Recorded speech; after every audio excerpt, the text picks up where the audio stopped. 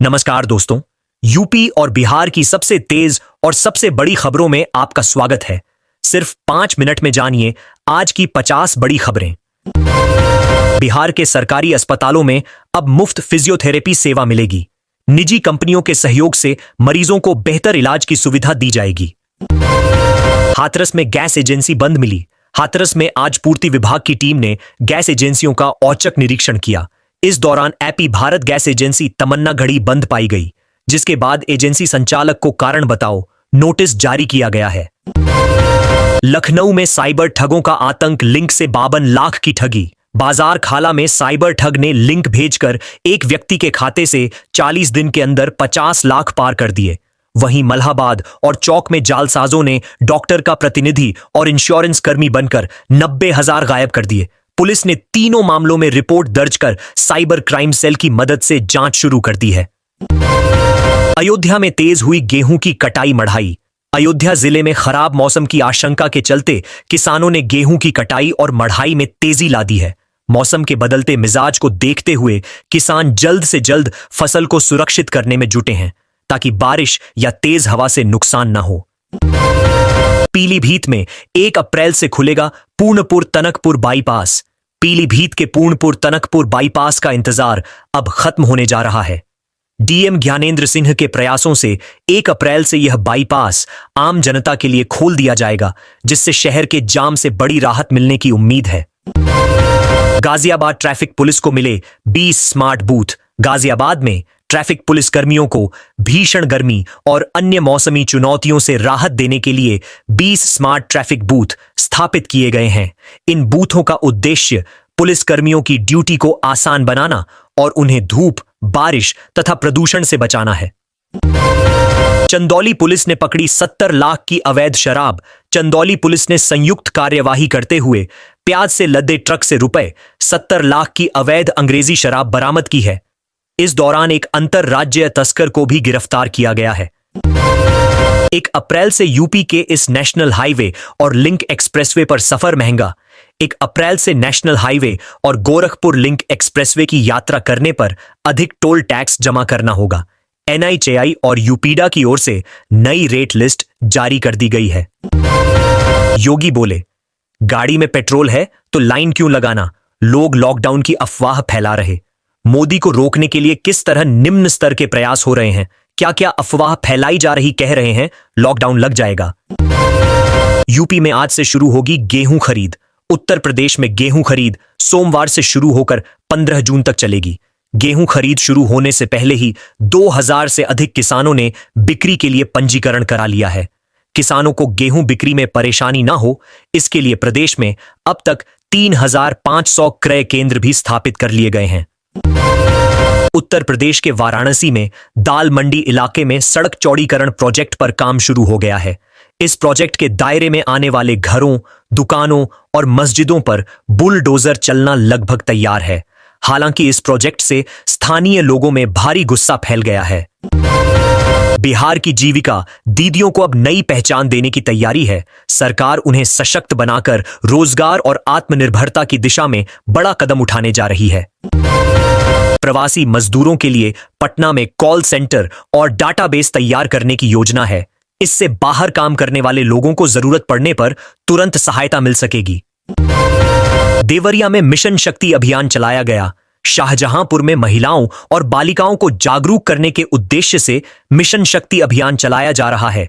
इस अभियान के तहत एएसपी राजेश द्विवेदी और एएसपी ग्रामीण दीक्षा भवरे अरुण की मौजूदगी में विभिन्न स्थानों पर कार्यक्रम आयोजित किए गए। मुजफ्फरपुर में 10,000 से अधिक बाहरी राज्यों के वाहनों का अवैध संचालन पकड़ा गया है। प्रशासन ने सख्ती दिखाते हुए भारी जुर्माना लगाने की तैयारी शुरू कर दी है।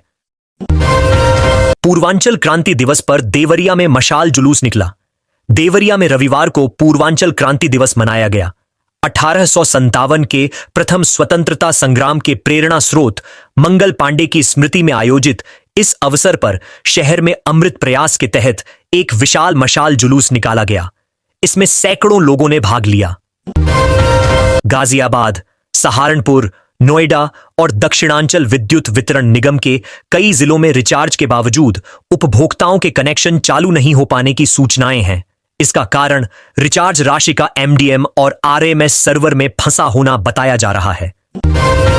बिहार में पेट्रोल 5 रुपए और डीजल 3 रुपए महंगा हो गया है। ईंधन की कीमत बढ़ने से आम लोगों के खर्च में इजाफा होगा और महंगाई का असर रोजमर्रा की जिंदगी पर पड़ेगा।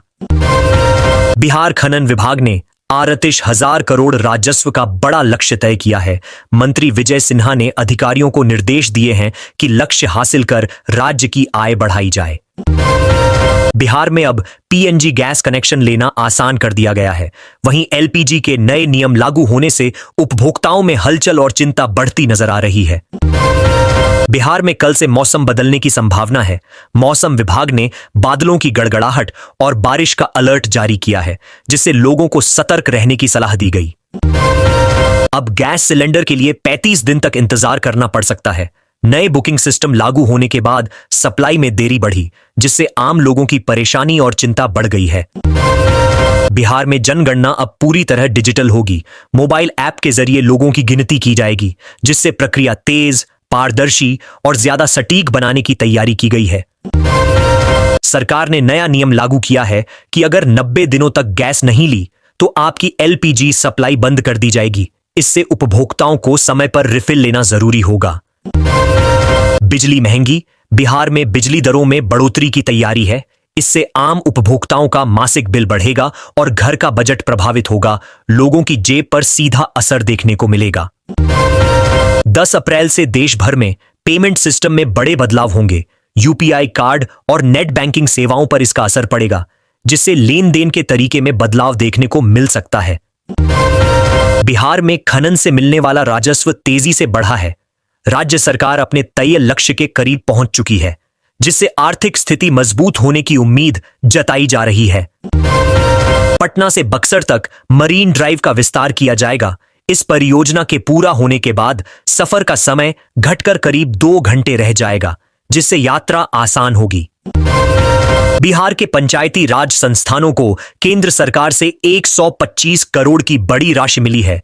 इस फंड से गांवों में विकास कार्यों को गति मिलेगी और बुनियादी सुविधाएं बेहतर होंगी।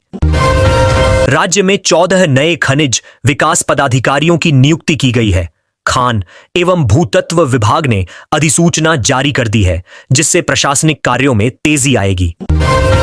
पुलिस ने फिल्मी अंदाज में शराब तस्करों का पीछा कर बड़ी कार्रवाई की। इस दौरान 404 लीटर विदेशी शराब बरामद की गई, जिससे अवैध कारोबार पर बड़ा झटका लगा। बिहार में जीविका दीदियों को इंडक्शन चूल्हा बनाने की ट्रेनिंग दी जाएगी। करीब 7,000 महिलाओं को आईटी एक्सपर्ट्स द्वारा प्रशिक्षित कर उन्हें आत्मनिर्भर बनाने की योजना है। बिहार सरकार ने बड़ा ऐलान किया है कि अब प्रवासी मजदूर देश के किसी भी कोने से मदद मांग सकेंगे। इससे उन्हें संकट के समय तुरंत सहायता मिल पाएगी। बिहार के स्कूलों में अब राष्ट्रगीत वंदे मातरम अनिवार्य कर दिया गया है। नीतीश सरकार के इस फैसले से शिक्षा व्यवस्था में नया बदलाव देखने को मिलेगा। बिहार के गांवों में सड़कों का तेजी से विकास हो रहा है। नई सड़कों और पवेलियन निर्माण से गांवों का स्वरूप बदल रहा है और लोगों को बेहतर सुविधाएं मिल रही हैं। स्मार्ट मीटर उपभोक्ताओं के लिए बड़ा बदलाव आने वाला है। कई राज्यों में 7 अप्रैल से नया नियम लागू होगा, जिससे बिजली उपयोग और बिलिंग प्रणाली प्रभावित होगी। बिहार में मई 2026 में डीएलएड प्रवेश परीक्षा आयोजित होगी।